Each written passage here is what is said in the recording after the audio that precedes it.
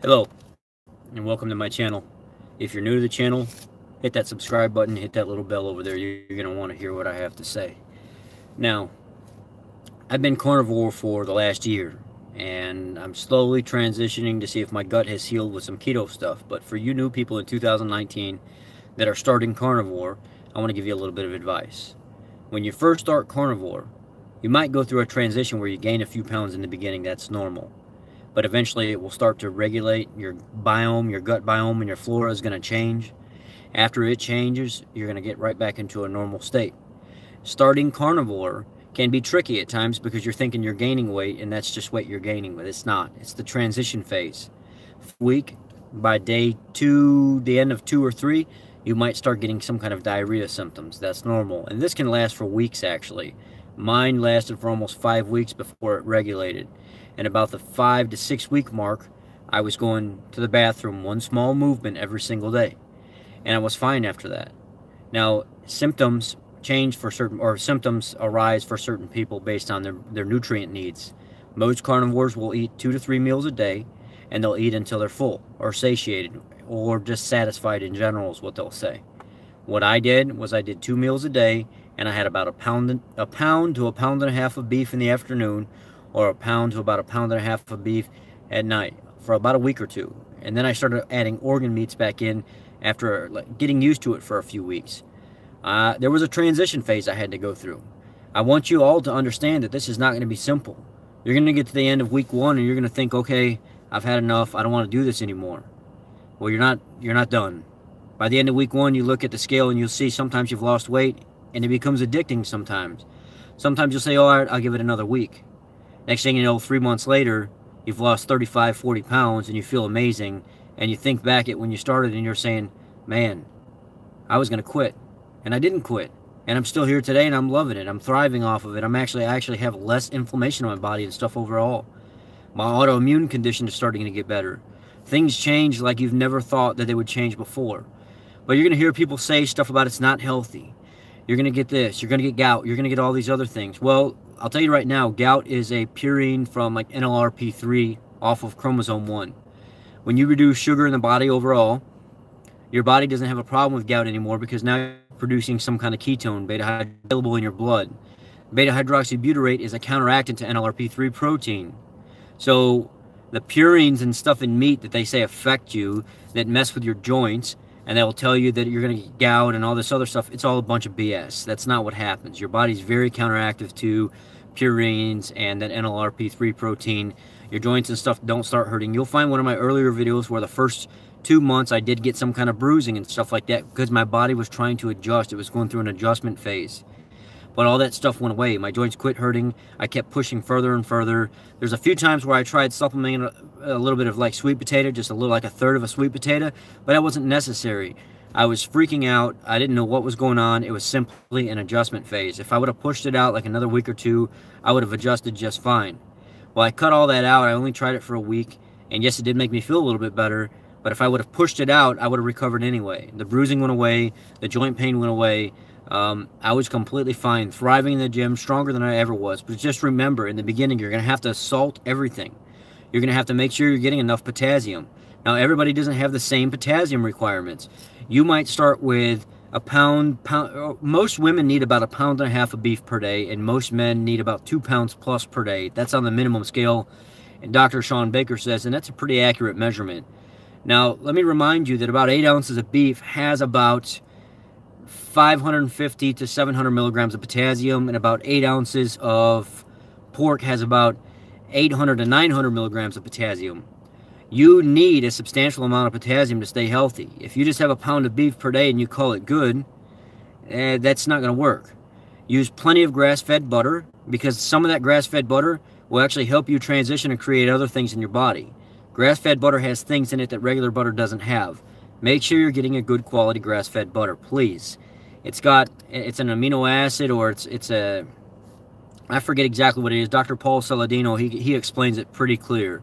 Grass-fed butter, beef, eat plenty of collagen. You can even supplement some collagen peptides to make sure you're getting everything that you need. You can eat organs a couple times a week. I got to the point where I did it like once a week, twice a week, And then I eventually got to a point where I didn't need it at all. I didn't feel like I was lacking anything at all. My body didn't crave organs at all. I just simply was eating grass-fed butter, getting plenty of collagen, drinking plenty of water, salting everything liberally. I mean, just salting everything. And I was thriving. I wasn't having a problem at all. So when you first start your carnivorous diet, some key points here. Salt everything. Make sure you're getting plenty of collagen, or you're eating the gristle, the parts of the steak and stuff that you would normally throw away. Eat all that. If you're eating chicken, eat everything. Gnaw the ligament, the tendon and stuff off the bone. Eat all that stuff that's on there.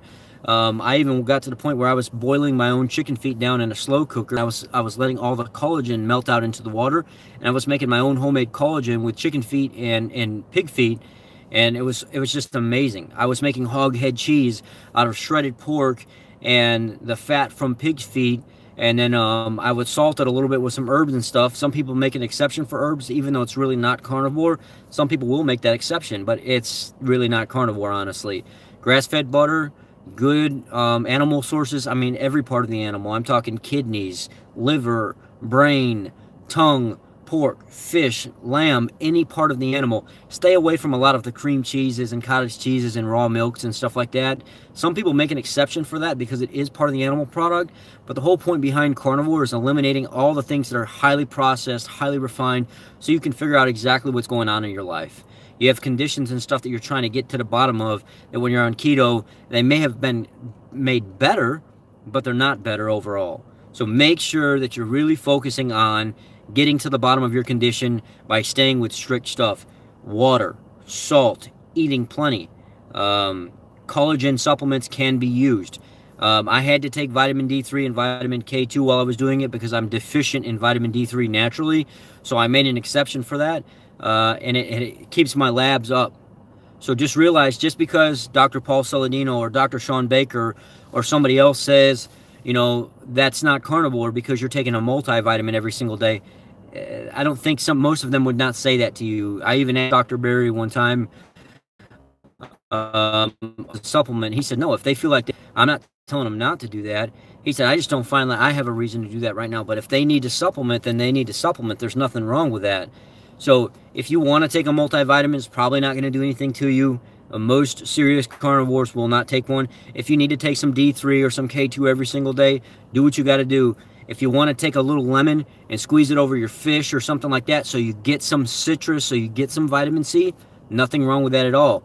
But remember, with the reduction of sugar and carbohydrates in your diet, you're reducing your competition between your glucose and your vitamin C uptake. So trace amounts of vitamin C that are found in liver, well, it's more than trace in liver. There's an abundance of vitamin C in liver. But trace amounts in meat and stuff like that, your body can utilize very efficiently because it's not competing with glucose anymore. So just realize, on a carnivorous diet, there's minimal supplementation. But if you want to, you're completely fine. Again, let me lay it out for you one more time. Salt everything. Eat plenty of meat. You can take collagen peptides. That's fine. Don't be scared of organs and stuff like that. It holds essential vitamin A, vitamin C. It has a vitamin B12 and stuff.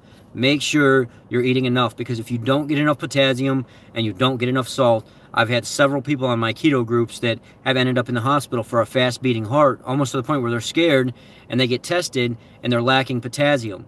So if you need to put a little bit of no salt in your water or whatever, or you want to get a little bone broth and put some no salt in it, which is potassium chloride or cream of tartar or new salt, that's completely fine. But just make sure you're getting some kind of potassium and some kind of sodium while you're on a carnivorous diet if you're a person that doesn't eat a lot. If you're a female and you're small and you're only going to get a pound and a half of meat per day, you're going to probably need to supplement a little potassium and quite a bit of sodium. You need to meet a certain threshold. Most people say between 3,000 to 5,000 milligrams, and that's the safe number. Some people can be a little bit under it. Some people can be a little bit over it, depending on how active they are. So these are some tips when you start a carnivorous diet. There's no one size fits all. There's no Joe Schmo's better than the other one, or this guy's right and that guy's wrong. Some people will drink coffee. Some people will drink tea. Is that carnivore? Absolutely not. It needs to come from the animal kingdom. But there are a lot of people that start with coffee and they'll make their way through and they do it for a while and they're just like, you know what, I don't feel like I really need the coffee right now. So about 6 months into my carnivorous journey, I had lost about another 35, 40 pounds, And then I realized I have a ton of energy. I don't even really need this coffee. And I quit coffee completely. And to this day, I still don't drink coffee. And this is about 13 months now since I started carnivore. Today was my first day going back to keto because I want to see if my gut has healed and I can start eating vegetables again. The whole point behind this is eliminating enough stuff to figure out what's wrong with you and healing it. Once you heal it, you can start adding some small things back in. That's the whole point behind it. It's an elimination style diet that some people end up running long term for the rest of their life and they never change. So, again, be smart about this. Some things to expect in the beginning are you're going to be a little lethargic. You're probably going to go back through keto flu. There's no cure for that. There's creams and stuff like that if you get keto rash and all that other stuff, but they're just masking. It'll go away on its own. Keto flu, hydrate, drink plenty of water, get plenty of potassium. It'll go away. These are things that you push through. Diarrhea. Diarrhea is probably going to be around for a couple weeks, if not more. It'll go away eventually. Trust me, it will go away. Your flora in your gut and everything is going to need to change. And until all that changes, the transition phase is not going to be over. Your ketones are probably not going to be as high on a carnivorous diet as they are on a ketogenic diet.